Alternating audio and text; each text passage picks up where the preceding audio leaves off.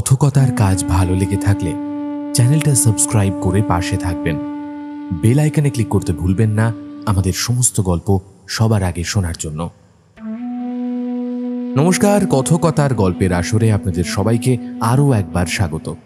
আমি সায়ন্তন রয়েছি আপনাদের সাথে।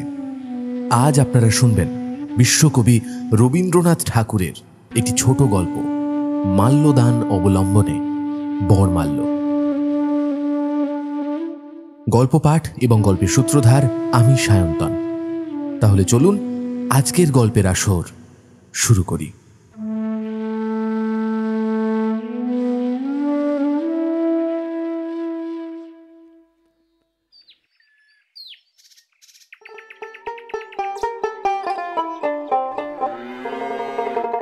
সকালবেলায় বেশ শীত শীত ছিল। দুপুরবেলা থেকে আবহাওয়া অল্প একটু তেতে উঠে দক্ষিণ দিক থেকে হাওয়া বইতে আরম্ভ করেছে। যতীন যে বারান্দায় বসেছিল সেখান থেকে বাগানের এক কোণে একদিকে একটা কাঁঠাল আর একদিকে একটা শিরীষ গাছের মাঝখানের ফাঁক দিয়ে বাইরের মাঠে চোখ পড়ে। সেই শূন্য মাঠ ফাল্গুনের রোদে ধু ধু করছিল। তারই এক প্রান্ত দিয়ে কাঁচা পথ চলে গেছে। সেই পথ বেয়ে বোঝাই খালাস গরুর গাড়ি মৃদুমন্দ গমনে গ্রামের দিকে ফিরে চলেছে। গারোয়ান মাথায় গামছা ফেলে অত্যন্ত বেকারভাবে গান গাইছে। এমন সময় পেছনে একটি সহাস্য নারীকণ্ঠ বলে উঠল, কি যতীন, পূর্বজন্মের কারোর কথা ভাবছো বুঝি? যতীন বলল, কেন পটল, আমি কি এমনই হতভাগা যে ভাবতে হলে পূর্বজন্ম নিয়ে টান পারতে হয়? আত্মীয় সমাজে পটল নামে খ্যাত এই মেয়েটি বলে উঠল, আর মিথ্যে বড়াই করতে হবে না। তোমার ইহজন্মের সব খবরই তো রাখি মশাই। ছি ছি, এত বয়স হলো তবু সামান্য একটা বউও ঘরে আনতে পারলে না। আমাদের ওই যে ধনা মালিটা, ওরও একটা বউ আছে। তার সঙ্গে 2 বেলা ঝগড়া করে সে পাড়া শুদ্ধ লোককে জানিয়ে দেয় যে তার বউ একটা আছে বটে। আর তুমি মাঠের দিকে তাকিয়ে ভান করছো যেন কার চাঁদ মুখ ধ্যান করতে বসেছ। এই সমস্ত চালাকি কি আমি বুঝি না? ও কেবল লোক দেখানোর ভরং মাত্র। দেখো যতীন, চেনা বামুনের পৈতের দরকার হয় না। আমাদের ওই যে ধনা, ও তো কোনোদিন বিরহের ছুতো করে মাঠের দিকে অমন তাকিয়ে থাকে না। অত বড় বিচ্ছেদের দিনও গাছের তলায় নিরানি হাতে তাকে দিন কাটাতে দেখেছি, কিন্তু তার চোখে তো অমন ঘোর ঘোর ভাব দেখিনি। আর তুমি মশাই 7 জন্ম বউয়ের মুখ দেখলে না, কেবল হাসপাতালের মরা কেটে ও পড়া মুখস্থ করে বয়স পার করে দিলে। তুমি অমন্তর দুপুরবেলা আকাশের দিকে গদগদ হয়ে তাকিয়ে থাকো কেন? না, এ সমস্ত বাজে চালাকি আমার ভালো লাগে না, আমার গা জ্বালা করে। যতীন হাত জোর করে বলল, থাক থাক, আর নয়, আমাকে আর লজ্জা দিও না। তোমাদের ধনাই ধন্য, তারই আদর্শে আমি চলতে চেষ্টা করব। আর কথা নয়, কাল সকালে উঠেই যে কাঠকুরানির মেয়ের মুখ দেখব তারই গলায় মালা দেব। কার আমার আর সহ্য হচ্ছে না। তবে এই কথাই রইল তো? হ্যাঁ, রইল। তবে এসো। কোথায় যাব? এসোই না। না না, বেশ বুঝতে পারছি কিছু একটা দুষ্টুমি তোমার মাথায় এসেছে। আমি এখান থেকে নড়ছি না। আচ্ছা, তবে এখানেই বসো। বলেই সে দ্রুত পদে প্রস্থান করল। যতীন এবং পটলের বয়সের তারতম্য 1 দিন মাত্র। পটল যতীনের চেয়ে 1 দিনের বড় বলে যতীন তার প্রতি কোনো প্রকার সামাজিক সম্মান দেখাতে নারাজ। উভয়ে খুড়তুতো জাটতুতো ভাই বোন, বরাবর একসঙ্গে খেলা করে এসেছে। কি বলে না বলে পটল যতীনের নামে ছোটবেলায় বাপ খুড়োর কাছে অনেক নালিশ করেছে, কিন্তু কোনো শাসনবিধির দ্বারা ফল পায়নি। একটিমাত্র ছোট ভাইয়ের কাছেও তার পটল নাম ঘুচল না। পটল মোটাসোটা, গোলগাল, প্রফুল্লতার রসে পরিপূর্ণ। তার কৌতুকহাস্য দমন করে রাখে সমাজে এমন কোনো শক্তি ছিল না। শাশুড়ির কাছেও সে কোনোদিন গাম্ভীর্য অবলম্বন করতে পারেনি। প্রথম প্রথম সেই নিয়ে অনেক কথা উঠেছিল, কিন্তু শেষকালে সকলেই হার মেনে বলতে লাগলো ও ওই রকম। তারপরে পটলের দুর্নিবার প্রফুল্লতার আঘাতে গুরুজনদের গাম্ভীর্য ধূলিসাৎ হয়ে গেল। পটল তার আশেপাশে কোনোখানে মন ভার, মুখ ভার, দুশ্চিন্তা সইতে পারত না। অজস্র গল্প, হাসি ঠাট্টায় তার চারিদিকের হাওয়া যেন বিদ্যুৎ শক্তিতে বোঝাই হয়ে থাক। পটলের স্বামী হরকুমার বাবু ডেপুটি ম্যাজিস্ট্রেট, বিহার অঞ্চল থেকে বদলি হয়ে কলকাতায় আবগারি বিভাগে স্থান পেয়েছেন। প্লেগের ভয়ে বালিতে একটি বাগানবাড়ি ভাড়া নিয়ে থাকেন। সেখান থেকে কলকাতায় যাতায়াত করেন। আবগারি পরিদর্শনে প্রায়ই তাঁকে মফস্বলে ফিরতে হবে বলে দেশ থেকে মা এবং অন্য দু একজন আত্মীয়কে আনবার উপক্রম করছেন। এমন সময় ডাক্তারিতে নতুন উত্তীর্ণ পসার প্রতিপত্তিহীন যতীন বোনের নিমন্ত্রণে সপ্তাহ খানেকের জন্য এখানে এসেছে। কলকাতার গলি থেকে প্রথম দিন গাছপালার মধ্যে এসে যতীন ছায়াময় নির্জন বারান্দায় ফাল্গুন মধ্যাহ্নের রসালস্যে আবিষ্ট হয়ে বসেছিল। এমন সময় পূর্বকথিত সেই উপদ্রব আরম্ভ হল। পটল চলে গেলে আবার খানিকক্ষণের জন্য সে নিশ্চিন্ত হয়ে একটুখানি নড়ে চড়ে বেশ আরাম করে বসল। কাঠকুরানি মেয়ের প্রসঙ্গে ছেলেবেলাকার রূপকথার অলিগলির মধ্যে তার মন ঘুরে বেড়াতে লাগলো। এমন সময় আবার পটলের হাসিমাখা কণ্ঠের কাকলিতে সে চমকে উঠল। পটল আরেকটি মেয়ের হাত ধরে সবেগে টেনে এনে যতীনের সামনে দাঁড় করালো। বলল, ও কুরানি। কি দিদি? আমারই ভাইটি কেমন দেখ দেখি। মেয়েটি অসংকোচে যতীনকে দেখতে লাগলো। পটল বলল, কেমন, ভালো দেখতে না? মেয়েটি গম্ভীরভাবে বিচার করে ঘাড় নেড়ে বলল, হ্যাঁ, ভালো। যতীন লজ্জায় লাল হয়ে চৌকি ছেড়ে উঠে বলল, আহ পটল, কি ছেলে মানুষই করছো? আমি ছেলে মানুষই করি না তুমি বড় মানুষই করো? তোমার বুঝি বয়সের গাছ পাথর নেই? যতীন পালিয়ে বাঁচল। পটল তার পেছনে পেছনে ছুটতে ছুটতে বলল, ও যতীন, তোমার ভয় নেই গো, ভয় নেই। এখনই তোমার মালা দিতে হবে না। ফাল্গুন চৈত্র লগ্ন নেই, এখনো হাতে ঢের সময় আছে। পটল যাকে কুড়ানি বলে ডাকে সেই মেয়েটি অবাক হয়ে তাকিয়ে রইল। তার বয়স 16 হবে। শরীর ছিপছিপে, মুখশ্রী সম্পর্কে বেশি কিছু বলবার নেই। কেবল মুখে এই একটি অসামান্যতা আছে যা দেখলে যেন বনের হরিণের ভাব মনে আসে। কঠিন ভাষায় তাকে নির্বুদ্ধি বলা যেতেও পারে, কিন্তু তা বোকামি নয়, তা বুদ্ধিবৃত্তির অপরিস্ফুরণ মাত্র। তাতে কুড়ানির মুখের সৌন্দর্য নষ্ট না করে বরং একটি বিশিষ্টতা দিয়েছে। সন্ধেবেলায় হরকুমার বাবু কলকাতা থেকে ফিরে এসে যতীনকে দেখে বললেন, এই যে যতীন এসেছে, ভালোই হয়েছে। তোমাকে কিন্তু একটু ডাক্তারি করতে হবে। পশ্চিমে থাকতে দুর্ভিক্ষের সময় আমরা একটা মেয়েকে নিয়ে মানুষ করেছি। পটল তাকে কুড়ানি বলে ডাকে। ওর বাপ মা এবং মেয়েটা আমাদের বাংলার কাছেই একটা গাছতলায় পড়েছিল। যখন খবর পেয়ে গেলাম, গিয়ে দেখি ওর বাপ মা মারা গেছে, মেয়েটির প্রাণটুকু আছে খালি। পটল তাকে অনেক যত্নে বাঁচিয়েছে। ওর জাতের কথা কেউ জানে না। তা নিয়ে আপত্তি করলেই পটল বলে, ও তো দ্বিজো, একবার বনে এবার আমাদের ঘরে জন্মেছে। ওর সাবেক জাত কোথায় ঘুচে গেছে? প্রথমে মেয়েটি পটলকে মা বলেই ডাকতে শুরু করেছিল। পটল ধমক দিয়ে বলেছিল, খবরদার, আমাকে মা বলিস নে, আমাকে দিদি বলিস। এত বড় মেয়ে মা বললে নিজেকে যে বুড়ি বুড়ি বলে মনে হবে। বোধ করি সেই দুর্ভিক্ষের উপবাসে বা আরও কোনো কারণে ওর থেকে থেকে শূল বেদনার মতো হয়। ব্যাপারখানা কি তোমাকে ভালো করে পরীক্ষা করে দেখতে হবে। তুলসী, কুড়ানিকে ডেকে আনো তো।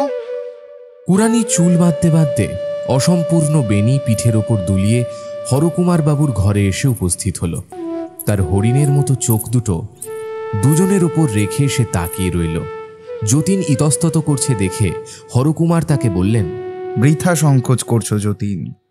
ওকে দেখতে মস্ত ডাগর, কিন্তু কচি ডাবের মতো ওর ভিতরে কেবল জল ছলছল করছে। এখনো শ্বাসের রেখা মাত্র দেখা যায়নি। কিছুই বোঝে না ও।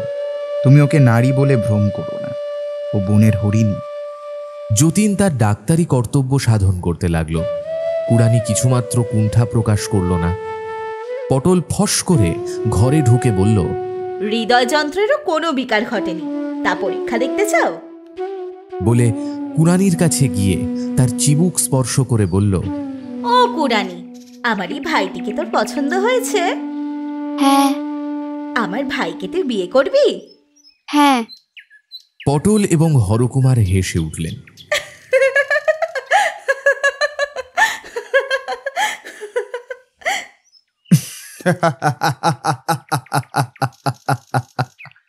কুড়ানি কৌতুকের মর্ম না বুঝে তাদের অনুকরণে মুখখানি হাসিতে ভরিয়ে তাকিয়ে রইল। যতীন লজ্জায় লাল হয়ে উঠে ব্যস্ত হয়ে বলল, আহ পটল, তুমি বাড়াবাড়ি করছো। ভারী অন্যায় কিন্তু এটা। হরকুমার বাবু, আপনি পটলকে বড় বেশি প্রশ্রয় দিয়ে থাকেন। হরকুমার বললেন, নইলে আমিও যে তার কাছে প্রশ্রয় প্রত্যাশা করতে পারি না। কিন্তু যতীন, কুড়ানিকে তুমি জানো না বলেই এত ব্যস্ত হচ্ছ। তুমি লজ্জা করে কুড়ানিকে শুদ্ধ লজ্জা করতে শেখাবে দেখছি। ওকে জ্ঞানবৃক্ষের ফল তুমি খাইও না। সকলে তাকে নিয়ে কৌতুক করছে। তুমি যদি মাঝে থেকে গাম্ভীর্য দেখাও, তবে সেটা ওর পক্ষে একটা অসঙ্গত ব্যাপার হবে। ওই জন্যই তো যতীনের সঙ্গে আমার কোনো কালেই বললো না। ছেলেবেলা থেকে কেবলই ঝগড়া চলছে। ও বড়ই গম্ভীর। ঝগড়া করাটা বুঝি এমন করে একেবারে অভ্যেস হয়ে গিয়েছে? ভাই সরে পড়ছেন এখন? ফের মিথ্যে কথা। তোমার সঙ্গে ঝগড়া করে সুখ নেই, আমি চেষ্টাও করি না। আমি গোড়াতেই হার মেনে যাই। বড় কর্মই করো, গোড়ায় হার না মেনে শেষে হার মানলে কত খুশি হতো।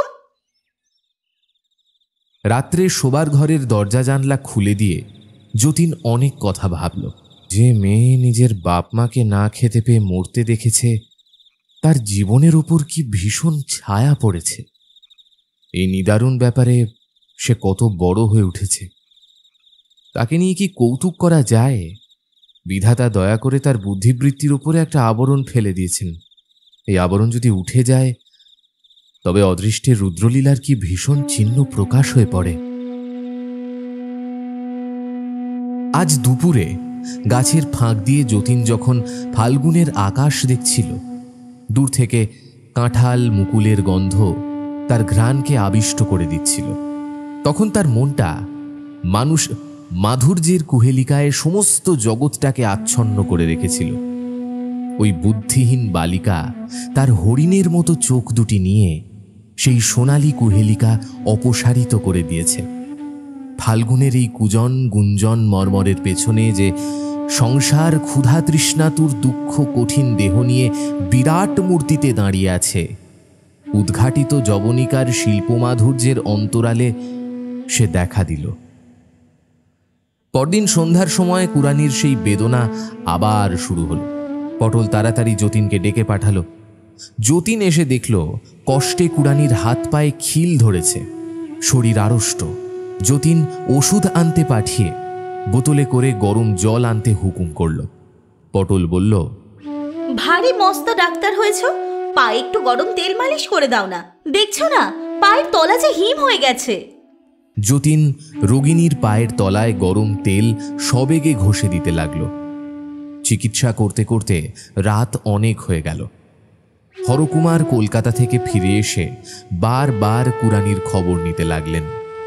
যতীন বুঝল, সন্ধেবেলায় কাজ থেকে ফিরে এসে পটলের অভাবে হরকুমারের অবস্থা অচল হয়ে উঠেছে। ঘন ঘন কুড়ানির খবর নেওয়ার তাৎপর্য তাই। যতীন বলল, হরকুমারবাবু ছটফট করছেন, তুমি যাও পটল। পটল বলল, পরের দোহাই দেবে বই কি, ছটফট কে করছে তা ভালো বুঝেছি। আমি গেলেই এখন তুমি বাঁচো। আর এদিকে কথায় কথায় লজ্জায় তার মুখ চোখ লাল হয়ে ওঠে। তোমার পেটে পেটে যে এত ছিল তা কে বুঝবে বলো তো? আচ্ছা দোহাই তোমার, তুমি এখানেই থাকো, রক্ষা করো, তোমার মুখ বন্ধ হলে আমি বাঁচি। আমি ভুল বুঝেছিলাম, হরকুমারবাবু বোধহয় শান্তিতে আছেন। এরকম সুযোগ তার সর্বদা ঘটে না।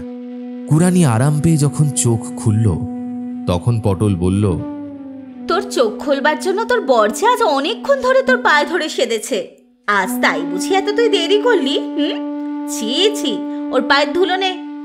কুড়ানি কর্তব্যবোধে তৎক্ষণাৎ গম্ভীরভাবে যতীনের পায়ের ধুলো নিল। যতীন দ্রুত পদে ঘর থেকে চলে গেল। তার পরদিন থেকে যতীনের ওপরে রীতিমতো উপদ্রব আরম্ভ হলো। যতীন খেতে বসেছে, এমন সময় কুড়ানি অম্লান বদনে পাখা দিয়ে মাছি তাড়াতে প্রবৃত্ত হলো। যতীন ব্যস্ত হয়ে বলে উঠল, আরে থাক থাক, দরকার নেই।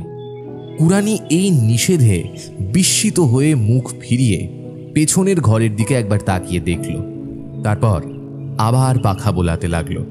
যতীন অন্তরালবর্তিনীর উদ্দেশ্যে বলে উঠল, পটল, তুমি যদি এমন করে আমাকে জ্বালাও তবে আমি খাবো না, আমি এই উঠলাম। বলে উঠবার উপক্রম করতেই কুড়ানি পাখা ফেলে দিল। যতীন বালিকার বুদ্ধিহীন মুখে তীব্র বেদনার রেখা দেখতে পেল। তৎক্ষণাৎ অনুতপ্ত হয়ে সে পুনর্বার বসে পড়ল। কুরানি যে কিছু বোঝে না, সে যে লজ্জা পায় না, বেদনা বোধ করে না, এ কথা যতীনও বিশ্বাস করতে আরম্ভ করেছিল। আজ চকিতের মধ্যে দেখল সকল নিয়মেরই ব্যতিক্রম আছে, এবং ব্যতিক্রম কখন হঠাৎ ঘটে আগে থেকে কেউই বলতে পারে না। কুরানি পাখা ফেলে দিয়ে চলে গেল। পরদিন সকালে যতীন বারান্দায় বসে আছে। গাছপালার মধ্যে কোকিল অত্যন্ত ডাকাডাকি আরম্ভ করেছে। আমের বোলের গন্ধে বাতাস ভারাক্রান্ত। এমন সময় সে দেখল কুরানি চায়ের পেয়ালা হাতে নিয়ে যেন একটু ইতস্তত করছে। তার হরিণের মতো চোখে একটা সকরুণ ভয় ছিল। সে চা নিয়ে গেলে যতীন বিরক্ত হবে কিনা এ যেন সে বুঝে উঠতে পারছিল না। যতীন ব্যথিত হয়ে উঠে এগিয়ে গিয়ে তার হাত থেকে পেয়ালা নিল। এই মানব জন্মের হরিণ শিশুটিকে তুচ্ছ কারণে কি ব্যথা দেওয়া যায়? যতীন যেই পেয়ালা নিল অমনি দেখল বারান্দার অপর প্রান্তে পটল হঠাৎ আবির্ভূত হয়ে নিঃশব্দ হাস্যে যতীনকে কিল দেখালো। ভাবটা এই যে কেমন ধরা পড়েছ। সেদিন সন্ধ্যার সময় যতীন একখানি ডাক্তারি কাগজ পড়ছিল। এমন সময় ফুলের গন্ধে চকিত হয়ে উঠে দেখল কুরানি বকুলের মালা হাতে ঘরের মধ্যে প্রবেশ করল। যতীন মনে মনে বলল, বড় বাড়াবাড়ি হচ্ছে। পটলের এই নিষ্ঠুর আমোদে আর প্রশ্রয় দেওয়া উচিত হবে না। ছি ছি কুরানি, তোমাকে নিয়ে তোমার দিদি আমোদ করছেন, তুমি বুঝতে পারো না? কথা শেষ করতে না করতেই কুরানি ত্রস্ত সংকুচিতভাবে প্রস্থানের উপক্রম করল।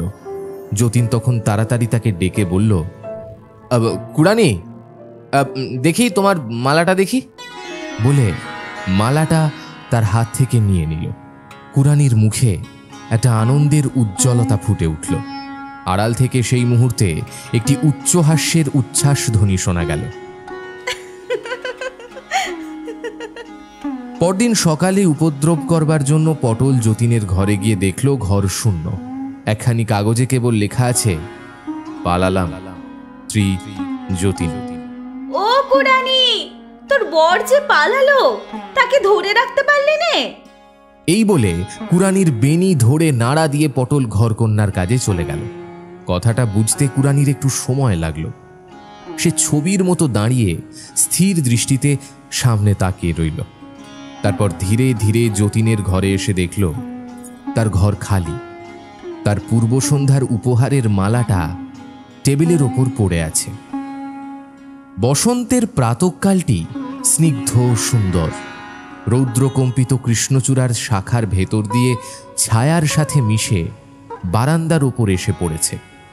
কাঠবেড়ালি লেজ পিঠে তুলে ছুটোছুটি করছে এবং সকল পাখি মিলে নানা সুরে গান গেয়ে তাদের বক্তব্য বিষয় কিছুতেই শেষ করতে পারছে না।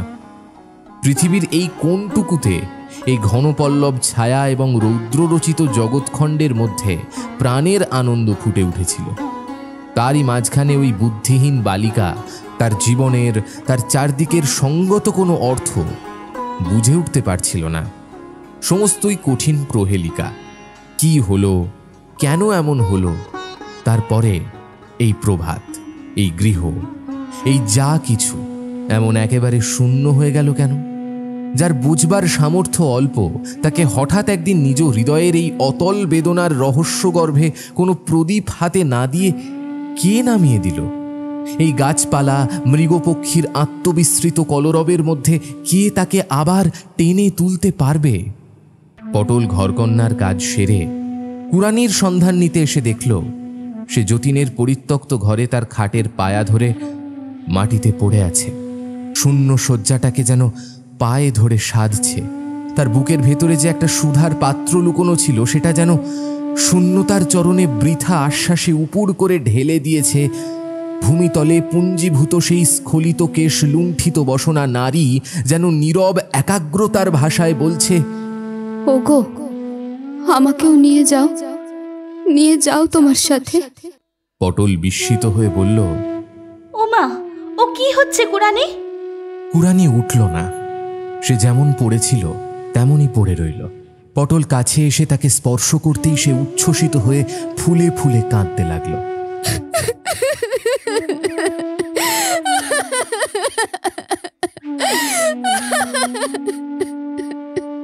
পটল তখন চকিত হয়ে বলে উঠল, ও পোড়ামুখী, সর্বনাশ করেছিস, মরেছিস। হরকুমারকে পটল কুড়ানির অবস্থা জানিয়ে বলল, এ কি বিপদ ঘটলো? তুমি কি করছিলে? তুমি আমাকে কেন বারণ করলে না? তোমাকে বারণ করা যে আমার কোনো কালে অভ্যেস নেই। বারণ করলেই কি ফল পাওয়া যেত? তুমি কেমন স্বামী? হ্যাঁ, আমি যদি ভুল করি তুমি আমাকে জোর করে থামাতে পারো না। আমাকে তুমি এই খেলা খেলতে দিলে কেন? এই বলে সে ছুটে গিয়ে ভূপতিতা বালিকার গলা জড়িয়ে ধরে বলল, ওরে লক্ষ্মী বোন আমার, তোর কি বলবার আছে আমাকে খুলে বল, বল বোন। হায়, কুড়ানির এমন কি ভাষা আছে যে নিজের হৃদয়ের অব্যক্ত রহস্য সে কথা দিয়ে বলতে পারে? সে একটি অনির্বচনীয় বেদনার উপর তার সমস্ত বুক দিয়ে চেপে পড়ে আছে। সে বেদনাটা কি? জগতে এমন আর কারো হয় কিনা? তাকে লোকে কি বলে থাকে? কুড়ানি তার কিছুই জানে না। সে কেবল কান্না দিয়ে বলতে পারে, মনের কথা জানাবার তার আর কোনো উপায় নেই।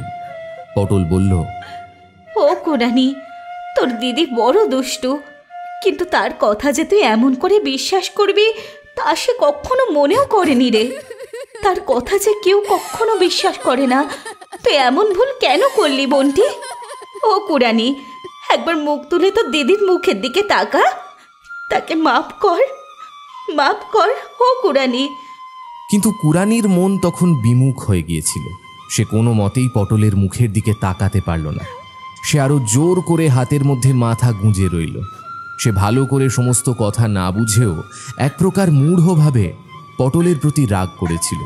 পটল তখন ধীরে ধীরে বাহুপাশ খুলে উঠে গেল এবং জানলার ধারে পাথরের মূর্তির মতন স্তব্ধভাবে দাঁড়িয়ে ফাল্গুনের রৌদ্র চিক্কণ সুপারি গাছের পল্লব শ্রেণীর দিকে তাকিয়ে পটলের দুই চোখ দিয়ে জল পড়তে লাগল। পরদিন কুড়ানির আর দেখা পাওয়া গেল না। পটল তাকে আদর করে ভালো গয়না এবং কাপড় দিয়ে সাজাতো। নিজের সাজ সম্পর্কে কোনোদিন যত্ন ছিল না, কিন্তু সাজগোজের সমস্ত শখ কুড়ানির ওপর দিয়েই সে মিটিয়ে নিত। বহুকাল সঞ্চিত সেই সমস্ত বসন ভূষণ কুড়ানির ঘরের মেঝের ওপর পড়ে আছে। তার হাতের বালা, চুড়ি, নাসাগ্রের লবঙ্গ ফুলটি পর্যন্ত সে খুলে ফেলে গেছে। তার পটল দিদির এতদিনের সমস্ত আদর সে যেন গা থেকে মুছে ফেলবার চেষ্টা করেছে। হরকুমারবাবু কুড়ানির সম্বন্ধে পুলিশে খবর দিলেন। সেবারে প্লেগ দমনের বিভীষিকায় এত লোক এত দিকে পালিয়ে যাচ্ছিল যে সেই সকল পলাতক দলের মধ্যে থেকে একটি বিশেষ লোককে বেছে নেওয়া পুলিশের পক্ষে শক্ত হল। হরকুমারবাবু দু চারবার ভুল লোকের সন্ধানে গিয়ে অনেক দুঃখ এবং লজ্জা পেয়ে কুড়ানির আশা পরিত্যাগ করলেন। অজ্ঞাতের কোল থেকে তাঁরা যাকে পেয়েছিলেন, অজ্ঞাতের কোলের মধ্যেই সে আবার লুকিয়ে পড়ল। যতীন বিশেষ চেষ্টা করে সেবার প্লেগ হাসপাতালে ডাক্তারির পদ গ্রহণ করেছিল। একদিন দুপুরবেলায় বাড়িতে খাবার খেয়ে হাসপাতালে এসে সে শুনল হাসপাতালের স্ত্রী বিভাগে একটি নতুন রোগী নিয়ে এসেছে। পুলিশ তাকে রাস্তা থেকে কুড়িয়ে এনেছে। যতীন তাকে দেখতে গেল। মেয়েটির মুখের অধিকাংশ চাদরে ঢাকা ছিল। যতীন প্রথমেই তার হাত তুলে নাড়ি দেখল। নাড়িতে জ্বর বেশি নেই, কিন্তু দুর্বলতা অত্যন্ত। তখন পরীক্ষার জন্য মুখের চাদর সরিয়ে দেখল সে কুড়ানি। ইতিমধ্যে পটলের কাছ থেকে যতীন কুড়ানির সমস্ত বিবরণ জেনেছিল। অব্যক্ত হৃদয়ভাবের দ্বারা ছায়াচ্ছন্ন তার সেই হরিণ চক্ষু দুটি কাজের অবকাশে যতীনের ধ্যান দৃষ্টির ওপরে কেবলই অশ্রুহীন কাতরতা বিকীর্ণ করেছে। আজ সেই রোগ নিমিলিত চোখের সুদীর্ঘ পল্লব কুড়ানির শীর্ণ কপালের ওপরে কালিমার রেখা টেনেছে। দেখা মাত্র যতীনের বুকের ভেতরটা হঠাৎ কে যেন চেপে ধরল। এই একটি মেয়েকে বিধাতা এত যত্নে ফুলের মতো সুন্দর করে গড়ে তুলে দুর্ভিক্ষ থেকে মহামারীর মধ্যে ভাসিয়ে দিলেন কেন? আজ এই যে পেলব প্রাণটি ক্লিষ্ট হয়ে বিছানার ওপর পড়ে আছে, এই অল্প কয়েকদিনের আয়ুর মধ্যে এত বিপদের আঘাত, এত বেদনার ভার সইল কি করে? ধরলই বা কোথায়? যতীনই বা তার জীবনের মাঝখানে তৃতীয় আরেকটি সংকটের মতো কোথা হতে এসে জড়িয়ে পড়ল। রুদ্ধ দীর্ঘ নিঃশ্বাস যতীনের বুকের মাঝে আঘাত করতে লাগল, কিন্তু সেই আঘাতের তাড়নায় তার হৃদয়ের তারে একটা সুখের সুরও বেজে উঠল। সে ভালোবাসা জগতে দুর্লভ। যতীন তা না চাইতেই ফাল্গুনের একটি মধ্যাহ্নে একটি পূর্ণ বিকশিত মাধবী মঞ্জরীর মতো অকস্মাৎ তার পায়ের কাছে নিজে এসে খসে পড়েছে। যে ভালোবাসা এমন করে মৃত্যুর দ্বার পর্যন্ত এসে মূর্ছিত হয়ে পড়ে, পৃথিবীতে কোনো লোক সেই দেবভোগ্য নৈবেদ্য লাভের অধিকারী। যতীন কুরানির পাশে বসে তাকে অল্প অল্প গরম দুধ খাইয়ে দিতে লাগল। খেতে খেতে অনেকক্ষণ পরে সে দীর্ঘশ্বাস ফেলে চোখ মেলল। যতীনের মুখের দিকে তাকিয়ে তাকে সুদূর স্বপ্নের মতো মনে করতে চেষ্টা করল। যতীন তখন তার কপালে হাত রেখে একটুখানি নাড়া দিয়ে বলল, কুরানি। তখন তার চোখের ওপরে বাষ্পকোমল আরেকটি মোহের আবরণ পড়ল। প্রথম মেঘ সমাগমে সুগম্ভীর আষাঢ়ের আকাশের মতো কুরানির কালো চোখ দুটোর ওপর যেন একটা সুদূরব্যাপী সজল স্নিগ্ধতা ঘনিয়ে এলো। যতীন সকরুণ যত্নের সাথে বলল, এই দুধটুকু শেষ করে ফেলো। কুরানি একটু উঠে বসে পেয়ালার উপর থেকে যতীনের মুখে স্থির দৃষ্টিতে তাকিয়ে সেই দুধটুকু ধীরে ধীরে খেয়ে ফেলল। হাসপাতালের ডাক্তার একটিমাত্র রোগীর পাশে সমস্তক্ষণ বসে থাকলে কাজও চলে না, দেখতেও ভালো লাগে না। অন্যত্র কর্তব্য সারবার জন্য যতীন যখন উঠল, তখন ভয় ও নৈরাশ্যে কুরানির চোখ দুটো ব্যাকুল হয়ে পড়ল। যতীন তার হাত ধরে তাকে আশ্বাস দিয়ে বলল, আমি আবার আসবো, এক্ষুনি আসবো। কুরানি, তোমার কোনো ভয় নেই। যতীন কর্তৃপক্ষদেরকে জানালো, এই নতুন আসা রোগিনীর প্লেগ হয়নি, সে না খেয়ে দুর্বল হয়ে পড়েছে। এখানে অন্য প্লেগ রোগীর সঙ্গে থাকলে তার পক্ষে বিপদ ঘটতে পারে। বিশেষ করে যতীন কুরানিকে অন্য কোথাও নিয়ে যাওয়ার অনুমতি লাভ করল এবং নিজের বাড়িতে নিয়ে গেল। পটলকে সমস্ত খবর দিয়ে একখানি চিঠিও লিখে দিল। সেই দিন সন্ধ্যার সময় রোগী এবং চিকিৎসক ছাড়া আর ঘরে কেউ ছিল না। শিয়রের কাছে রঙিন কাগজের আবরণে ঘেরা একটা কেরোসিন ল্যাম্প ছায়াচ্ছন্ন মৃদু আলো বিকিরণ করছিল। নিস্তব্ধ ঘরে ব্র্যাকেটের ওপরে একটা ঘড়ি টিক টিক শব্দে দোলক দোলাচ্ছিল। যতীন কুরানির কপালে হাত দিয়ে বলল, এখন কেমন লাগছে কুরানি? কুরানি তার কোনো উত্তর না দিয়ে যতীনের হাতটা নিজের কপালেই চেপে রেখে দিল। যতীন আবার জিজ্ঞেস করল, তোমার গলায় টা কি কুরানি? কুরানি তাড়াতাড়ি কাপড়টা টেনে তা ঢাকবার চেষ্টা করল। যতীন দেখল সেটা একগাছি শুকনো বকুলের মালা। তখন তার মনে পড়ল সেই মালাটার কথা। ঘড়ির টিকটিক শব্দের মধ্যে যতীন চুপ করে বসে ভাবতে লাগল। কুরানির এই প্রথম লুকোবার চেষ্টা, নিজের হৃদয়ের ভাব গোপন করবার তার এই প্রথম প্রয়াস। কুরানি মৃগ শিশু ছিল, সে কখন হৃদয় ভারাতুর যুবতী নারী হয়ে উঠল? কোন রৌদ্রের আলোয়, কোন রৌদ্রের উত্তাপে তার বুদ্ধির উপরকার সমস্ত কুয়াশা কেটে গিয়ে তার লজ্জা, তার শঙ্কা, তার তার বেদনা এমন হঠাৎ করে প্রকাশিত হয়ে পড়ল?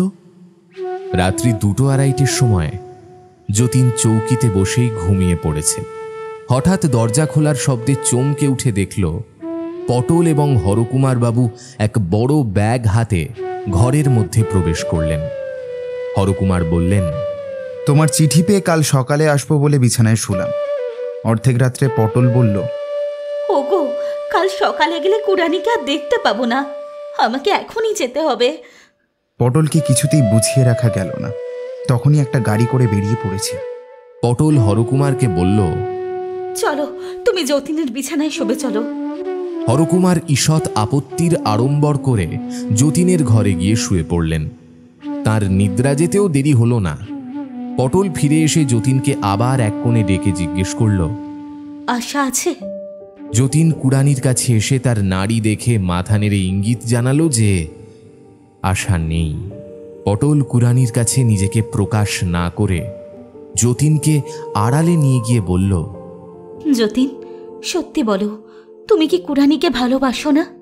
যতীন পটলকে কোনো উত্তর না দিয়ে কুরানির বিছানার পাশে এসে বসল। তার হাত চেপে ধরে নাড়া দিয়ে বলল, কুরানি, কুরানি, কুড়ানি চোখ মেলে মুখে একটি শান্ত মধুর হাসির আভাস মাত্র এনে বলল, কি দাদাবাবু? এই মালাটি আমার গলায় পরিয়ে দাও। কুড়ানি অনিমেষ অবুঝ চোখে যতীনের মুখের দিকে তাকিয়ে রইল।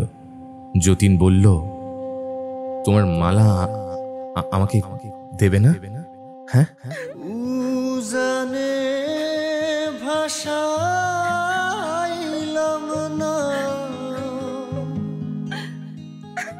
যতীনের এই আদরের প্রশ্রয়টুকু পেয়ে কুড়ানির মনে পূর্বকৃত অনাদরের একটুখানি অভিমান জেগে উঠল। সে বলল, তাতে কি হবে দাদাবাবু? যতীন দুই হাতে তার হাত নিয়ে বলল, আমি তোমাকে ভালোবাসি কুড়ানি। এটা শুনে কিছুক্ষণের জন্য কুড়ানি স্তব্ধ হয়ে গেল। তারপর তার দুই চোখ দিয়ে অজস্র জল গড়িয়ে পড়তে লাগলো। যতীন বিছানার পাশে নেমে হাঁটু গেড়ে বসল। কুড়ানির হাতের কাছে মাথা নত করে রাখল। কুড়ানি গলা থেকে মালা খুলে যতীনের গলায় পরিয়ে দিল।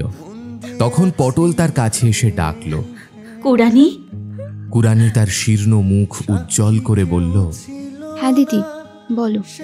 পটল তার কাছে এসে তার হাত ধরে বলল, আমার উপর তোর কোনো রাগ নেই বোন? কুড়ানি স্নিগ্ধ কোমল দৃষ্টিতে তাকিয়ে বলল, না গো দিদি। যতীন, একবার তুমি ও ঘরে যাও। যতীন পাশের ঘরে গেলে পটল ব্যাগ খুলে কুড়ানির সমস্ত কাপড় গয়না তার মধ্যে থেকে বের করল। রোগিণীকে বেশি নাড়াচাড়া না করে একখানি লাল বেনারসি শাড়ি সন্তর্পণে তার মলিন বস্ত্রের ওপর জড়িয়ে দিল। পরে একে একে একগাছি চুড়ি তার হাত দিয়ে দুই হাতে দুটি বালা পরিয়ে দিল। তারপর ডাকল, যতীন। যতীন আসতেই তাকে বিছানায় বসিয়ে পটল তার হাতে কুড়ানির একছড়া সোনার হার দিল। যতীন সেই হারটা নিয়ে আস্তে আস্তে কুড়ানির মাথা তুলে তাকে পরিয়ে দিল। ভোরের আলো যখন কুড়ানির মুখের ওপর এসে পড়ল, তখন সে আর সে আলো দেখল না। তার অম্লান মুখকান্তি দেখে মনে হলো সে মরেনি। সে যেন একটি অতল স্পর্শ সুখ স্বপ্নের মধ্যে নিমগ্ন হয়ে গেছে।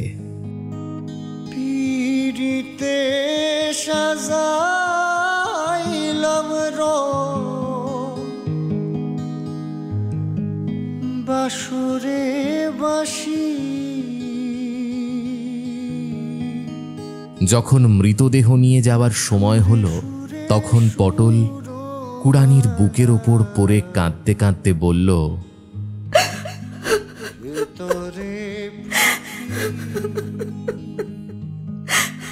বোন, তোর ভাগ্য ভালো।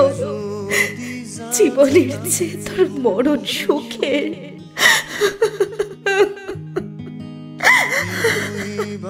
যতীন কুড়ানির সেই শান্ত স্নিগ্ধ মৃত্যুর ছবির দিকে তাকিয়ে ভাবতে লাগলো, যার ধন তিনি নিলেন, আমাকেও বঞ্চিত করলেন না।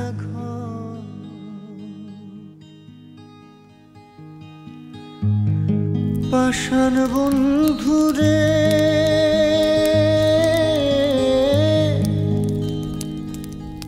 দুঃখ দিয়া হিয়ার ভেতর একদিনও না রইলে খবর। এ কি তোমার প্রেমের পরিচয়? ও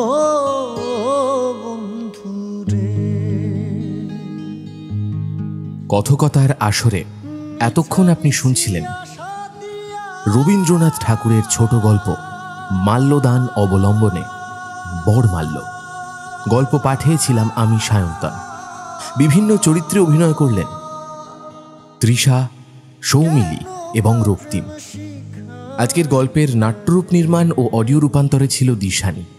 শব্দ সংযোজনে ছিল সৃজা, আবহ সঙ্গীত ও ধ্বনি পরিকল্পনা আর্য, প্রচ্ছদ নির্মাণ সন্দীপন, সমগ্র ব্যবস্থাপনা ও পরিচালনা টিম কথকতা। আগামী পর্বে আবার দেখা হবে আপনাদের সাথে আরও একটি নতুন গল্পের সাথে। সবাই ভালো থাকবেন, সুস্থ থাকবেন। কথকতার কাজ ভালো লাগলে লাইক করবেন, চ্যানেলটা সাবস্ক্রাইব করবেন, আর অবশ্যই কমেন্টের মাধ্যমে জানাবেন আপনাদের মতামত। শোনা হচ্ছে আগামী পর্বে। নমস্কার, শুভরাত্রি। বন্ধুরে করো তোমার মনে জাহালো,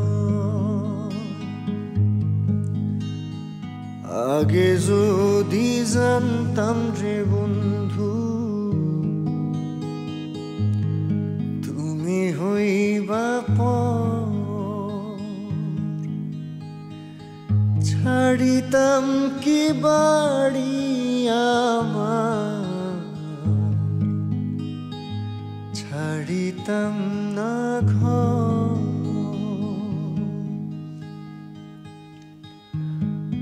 আমার গায়ে যত দুঃখ সয়,